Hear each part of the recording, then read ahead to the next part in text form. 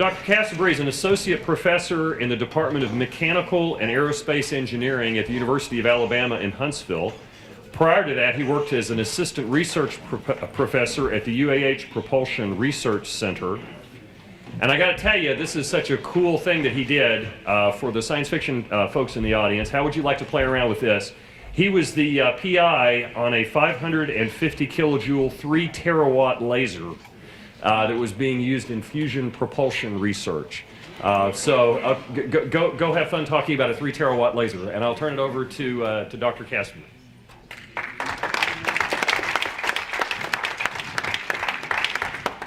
All right, thank you, Les. It's an honor to be here speaking today. I appreciate you all being, not that you have a choice if you've registered and showed up, but anyway, I'd also like to acknowledge somebody else in the audience, John Cole. So the reason for this is because, so I've been wanting to do fusion propulsion since high school. I read an article in Discover magazine that just sort of, captured my imagination. So those of you that write science fiction, it has a lot of relevance to people because it really gets people excited about things. And Discover magazine is nonfiction, but it's kind of the National Enquirer of science magazines, So, but anyway, it is this thing that I couldn't let go of until I finally got to Illinois and met a professor there by the name of George Miley, who directed me to UAH. And one of the things that happened was Rod Burton, who was also at Illinois, wrote a letter of recommendation, and it went to John Cole. And so between that and him helping circulate my resume and also funding the first fusion propulsion project that I was a part of at NASA Marshall, he really had an integral part. Since he was in this audience, I just wanted to call him out and embarrass him a little bit, but thank him for that. So let's go ahead and get started. So we're going to talk about the Fusion Propulsion Research Program at UAH and just kind of looking ahead to what can we do with fusion propulsion in the solar system and beyond. So we're going to talk about the motivation and challenges for fusion propulsion, followed by a discussion of our fusion propulsion research facility, which brings us to one of our main objectives, which is to develop the research teams that can apply these propulsion systems for human flight to the planets. And more specifically, we're going to talk about one of the types of experiments we're going to do. We're looking at the lithium deuteride fuel cycle. That's not the only fuel cycle, but it's the one that I'm primarily focused on, so I'll discuss that. The current status and near-term milestones for Charger 1, so you'll see where we are with fusion propulsion research. And then we'll do some mission analysis and kind of talk about the performance for going to the planets and beyond. So, the primary motivation for advanced propulsion in any form is really just to get to the destination faster. Bruce gave a fantastic talk earlier, and by the time we get this developed, he'll have several probes already out turning around and going neener to the rest of us. So it's a really enjoyable talk this morning. But if we start to send humans, we want to bring them back, and so we really have to keep thinking about nuclear power. And I want to emphasize that, while I focus on fusion, we have to have nuclear electric power to start up. The Voyager spacecraft has RTGs. The previous talk mentioned it would have an RTG of some type. We would need a nuclear reactor for restarts of our system. So even a reactor is a significant amount of power. It's like a car battery for this multi-megawatt behemoth that we need to get around the solar system with humans. So this chart here shows the round trip time in years versus the initial mass and low Earth orbit for vehicles.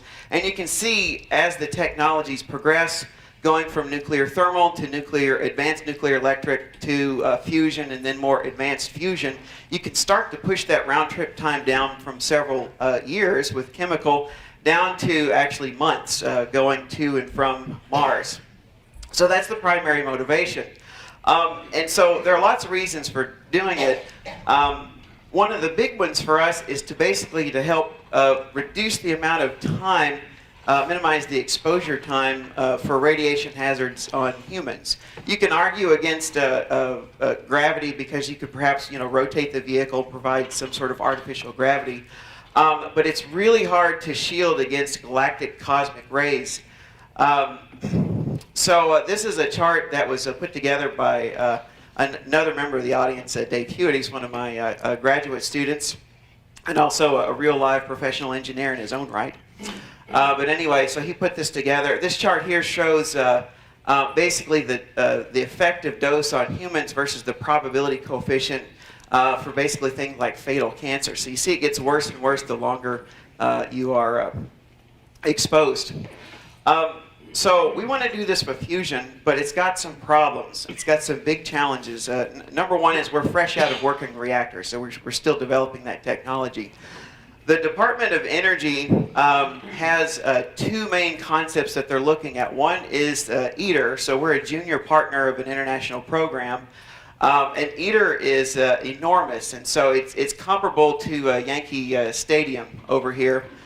The other competing concept, the ICF, inertial confinement fusion, at the National Ignition Facility, is actually a fairly small reacting volume. You could probably fit it in this room, except it's taller than the ceiling. But the laser banks and pulse power systems are 3 football fields in footprint. So we're not going to be launching anything like that anytime soon. So we have to go back to the drawing board to figure out what works for propulsion. The other problem is that the temperatures that we need, the plasma needs to burn. I don't mean chemical combustion, I mean fusion burn on very fast time scales. And so we actually have to have temperatures 10 to 100 times what's in the interior of the sun. So things are going to get really hot. So that makes things challenging. And finally, the fuel that goes the easiest is deuterium with tritium. That's the one that everybody talks about because the reactivity is an order of magnitude higher than anything else. But the problem is tritium has to be made artificially in a nuclear reactor, and since the 1950s we've made about 250 kilograms, and we would need maybe a few tons for one mission to Mars. So we're thinking, okay, let's strike tritium from the books, and let's consider other fuels that end up being cheaper, because if we did manufacture it, it's about $30 million a kilogram. So very expensive, and we just think, well, let's stick with things that are in abundance and relatively cheap, lithium and deuterium. So this is a collaboration that we have that involves a number of groups. NASA Marshall, Defense Threat Reduction Agency, which gave us the machine that we have. Y-12 National Security Complex, which we're working with on the fuels. The state of Alabama provided one of our first infrastructure investments. The Boeing company has followed on and invested quite a bit in what we're doing. And L3 Communication, which actually built the machine that we're now using. So University of Alabama in Huntsville is the one that owns the machine, and we fall under the Propulsion Research Center there. That's my affiliation, and this is just an org chart. It's led by Dr. Bob Frederick, and I won't go into this, but this is basically just the different subdisciplines of propulsion that we do there. So here is Charger 1. So Charger 1 is the name of this pulse power facility that we have. It is located on the Redstone Arsenal in the Aerophysics Research Center. Most of this facility actually is comprised of all sorts of interesting hardware, the biggest of which is a 2-stage light gas gun. I'm not crazy about this. The gas gun is the second biggest gun in the world, and we're at the wrong end of that with our facility. This is Ross Cortez. He's been with me for a long time. He's the project manager for this and a PhD student of mine, and this is not a staged picture at all of him doing something very important and not vague on the machine in the front end.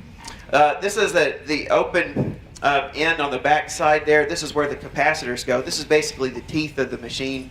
You have these big, what we call mark sticks that slide in. They're in there now, and so we're actually getting ready to charge the machine for the first time. So this is a picture that I spliced together. The building isn't big enough to step back and get one picture, so I had to take a bunch of them and then try to Photoshop it all together. But the trigger system for the whole machine would be back here somewhere, and then this entire back end is filled with transformer oil. The second stage of the machine is filled with deionized water, and there's a deionization system that filters that water through there. There's a series of 6 spark gap switches, and then what we have called the output line here, which basically takes all this power, which is about a half megajoule, and discharges it into a load. So this whole thing is about 50 feet long, and it discharges into something that's about about a couple of centimeters long and about the diameter of a human hair. So it takes a lot of engineering in order to design something to get that much power to a small target. So this is a circuit model. Let's go through all these equations together, right? No, just kidding. I don't know if I advance this, if this will work or not, but the way you have to think about pulse power systems like this is current travels in a wave through the system. It's not like this continuous thing where you measure the current here and here and it's all the same. It's actually a wave that travels through. Oh, no, let's see. Is there a way to like click on it with a mouse or something? You have a... Yeah, it's animated on this. If you just... if you just hover on the chart over there, to the right, the next one. There we go. Cool. Now, I'll make some sound. Okay, it's not working. Oh, here it goes. Okay. So as you see the time up there, about 500 nanoseconds, the current starts to flow into the machine. It peaks up somewhere around 2 to 4 megaamps, depending on the inductance of the load. And then at that point, the current has flowed through and it's starting to circulate back and go into the dump resistor. So just kind of wanted to illustrate that for you there. So what's going to be at the business end of a charger? It's going to be some sort of what we call a diode. And so in our case, we want to do lithium deuteride Z-pinch. This is one of the targets, and it's not necessarily the best target. The reason that we like it is because lithium deuteride contains deuterium at solid densities, and fusion works better the higher the density that you go. So this is why we want to use it for that. So we might have some sort of a wire, which would be this yellow cylinder in here. The current would flow from this annulus around through the anode, across this wire, and back into the system. And when we fire it, basically it induces a magnetic field which compresses that wire and hopefully ignites it and burns the deuterium that's in there. Okay, so that's the cartoony story. And unfortunately, what really happens is the pinch goes unstable. And we don't think we can really beat that because that's been going ever since they've been doing Z-pinches since the 50s. This is a very well-known phenomenon. However, so what you're looking at here is just a slice along the Z direction, so the direction of the current, versus the radius. And you'll see these little flutes that sort of develop up here that on the surface of that wire until the wire disrupts. But when the wire disrupts, what happens is some of the ions get accelerated selectively to very high energies. So, and when that happens, you change the reactivity of the fuel, and so that some of the fuel locally gets extremely hot during that moment. You get a big bright flash of neutrons, and the reason is because it changes the distribution. So basically what this is a probability of if you grab one particle out of the pinch, you know, what's the probability that it would have a particular velocity? So that's what this distribution means. And as you go into this mode where it goes unstable, you get what's called a high energy tail in that distribution. And that's what actually drives the fusion reactions. So we're trying to understand that in the context of lithium deuteride. So this is just kind of some of the research that we're doing here. And here's some of the scaling. But let me kind of move ahead now. NASA Marshall personnel have been working with us to help develop the machine. So I'm shifting gears now to talk about specifically what's going on with the machine. We're doing lots of modeling and developing the physics and the code.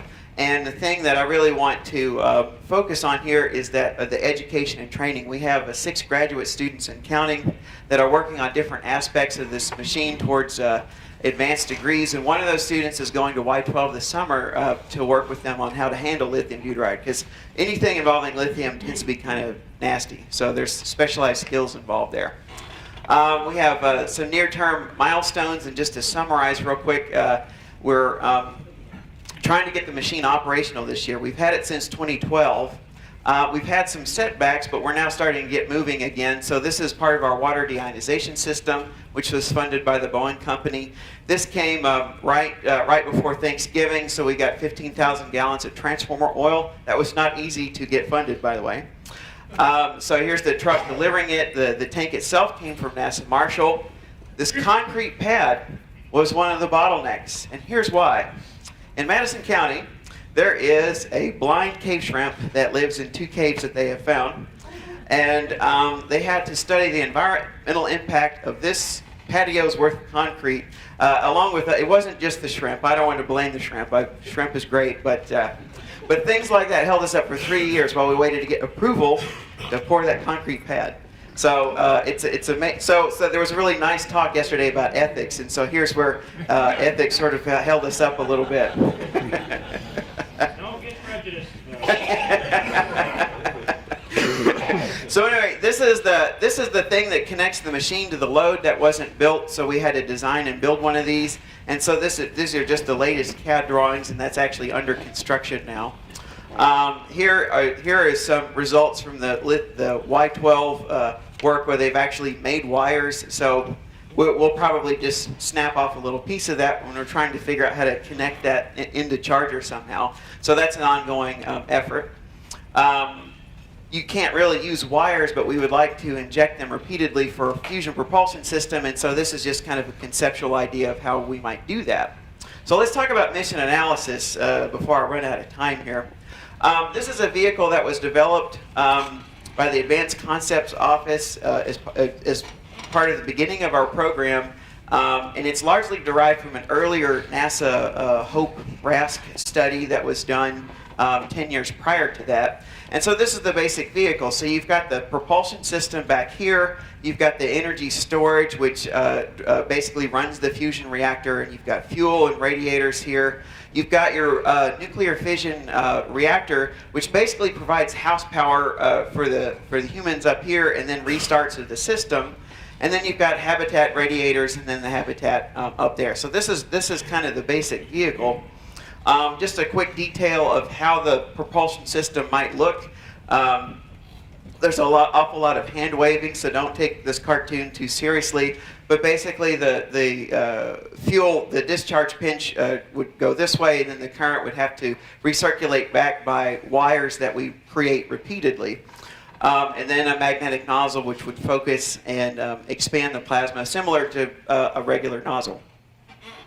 So, for the mission analysis, these are the assumptions that I made, and this was all just done for this talk. The vehicle performance, I made the assumption that we start with basically the existing vehicles that have been done by ACO. They're going to do a much better job than I ever could on that part of it. And then we'll do some extrapolation for very deep space missions without exceeding the limits of fusion. Vehicle components, component mass, I took from the design reference mission 5 for the Mars studies that have been done. And I assumed 186 metric ton crew modules. So I took the 3 modules that they wanted to send on DRM-5, stuck them all in the same vehicle. And I used Apache conic hyperbolic trajectories. So on the left-hand side, this is where the planets are all the way out to Ceres as of, I think, Saturday is when I did this calculation. And this is the outgoing and return trip. And by the way, don't take the return too seriously in terms of where we start, because I just tried to make things symmetric. But it's actually the trajectory is more what to pay attention to. So this is a 4-month round trip, neglecting how long you stay at Mars. Then if you look at the outer planets, you start looking at the gas giants of Jupiter and Saturn. I assume that we would stop at Europa or Titan, and here you can see the orbits of Jupiter and Saturn. And you're starting to see the orbit of Earth get smaller and smaller the farther out you go. And then if you start to look really deep in the solar system, let's see, I said Uranus, we're going to stop at Titiana, which is, I think, the largest moon there. Neptune's Triton. And then I decided, well, we've seen Pluto. Let's go to something a little farther out, because Pluto kind of overlaps with Neptune. So I looked at Eris. And so these each take a round trip of 8, 17, and 44 years respectively. And you can see these trajectories start to look more and more like straight lines out to these destinations. And then finally you start to look really beyond our solar system boundary, past 100 AU. Things get a lot harder. So right at 1,000 AU, you can see the orbit of Sedna, which is highly elliptical, and and the OARC cloud is entirely contrived. So I have these little circles up here and down here that indicate we might see a comet or two on the way out. It takes a 60-year round trip time with our propulsion system in order to actually get there and come back. Now, if you go really, really deep into space, here's Alpha Centauri over here, and here's the OARC cloud. This is 3 times 10 to the 5 AU, or roughly 4 light years. That's an 80-year round trip time. So at that point, we're talking about sending generations of people, or we have to suspend them until they get there. That is, if we want to bring them back, it takes 80 years. And then if we go out to 10 to the 6 AU, this is a distance slightly less than 12 parsecs. So if it's good enough for the Millennium Falcon, it's good enough for us. So these are our first roughly 550 stars. And if we wanted to go and return, a very advanced vehicle might be able to do that in about 260 years, if we don't stay too long, that is.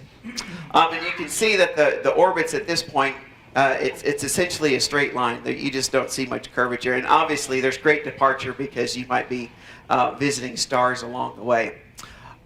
So just in summary here, one thing I really noticed in going through this exercise, you can basically get away with the same vehicle, certainly out to Neptune, if you can tolerate a mission that lasts 17 years. That's a lot to ask of a crew, but that's kind of within reason.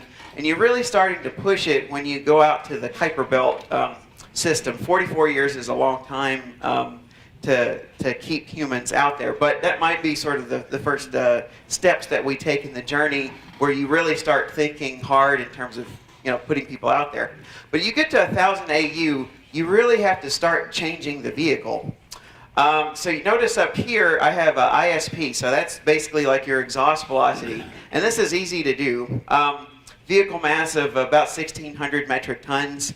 That's a lot of SLS launches if it's actually that large. But this is not a very advanced fusion reactor, so this is all stuff that seems within reason. Trip times are all within reason, but again, you get to 1,000 AU, things start changing. You have to get your exhaust velocity up by about an order of magnitude in order to not have too much fuel, because otherwise this vehicle mass goes way up. And then when you start pushing to interstellar distances, you can't get away from having decades or even centuries of trip time. Your vehicle performance has to change. You have to have a very advanced system, very lightweight components in order to do it. And your ISPs have to be right at the limit of what is enabled with fusion. So really, this is about as good as you could get with a fusion propulsion system, is going to those first nearby stars. It's going to take a very long time to do it. So I hope this kind of captures what is capable with fusion. So just to quickly summarize, advanced propulsion greatly reduces the trip time and vehicle mass. The fusion propulsion research effort at UAH is a collaboration amongst a lot of institutions. We're refurbishing Charger 1. We're hoping to get it operational this year. And the mission analysis, the main takeaway there is that the planets we can basically get to within a few years. As you start pushing out to the Kuiper Belt and beyond, it gets harder and harder. And within limits, if you can think in terms of tens of years up to a couple of centuries, we can do this mission out to the first 500 stars or so. So thank you very much. And I'll...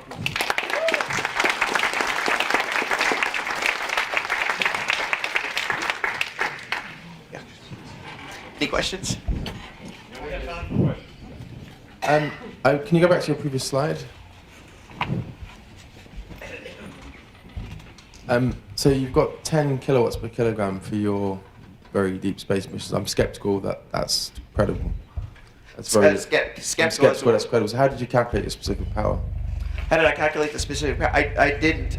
Basically, if you go into the literature and look at the estimates for what specific power is possible, you see numbers like 1 to 10 all throughout the literature. So I have not gone through and really fleshed that. I'm saying if you want to do this mission, that's actually what it's going to take to do that. So I would suggest it's much higher than that. The specific power should based on the propulsion mass, which is the power system, the radiators, and the engine. So it's probably more like 100 or even more. Well, if you can do 100, that's even better. Yeah. Yeah, I mean, I'll talk to you later and go through the calculus. Sure. Yeah, I'd love to chat with you about that. Sure. Yeah, go ahead. Yeah, short question. What are your mass ratios for the interstellar emissions? I can't quite read them back here. The mass ratios, I actually, I mean, I could go back and get that information, but I didn't calculate it and capture it on the slides. For the interplanet missions, you're talking about of the order of 50% or so, like Mars and Jupiter and things like that. And it gets smaller and smaller the farther that you push out. I mean, certainly interstellar, it's tiny. Your payload mass fraction is 1% or you know, it's mostly just a giant, you know, fuel tank flying. Any other questions? All right.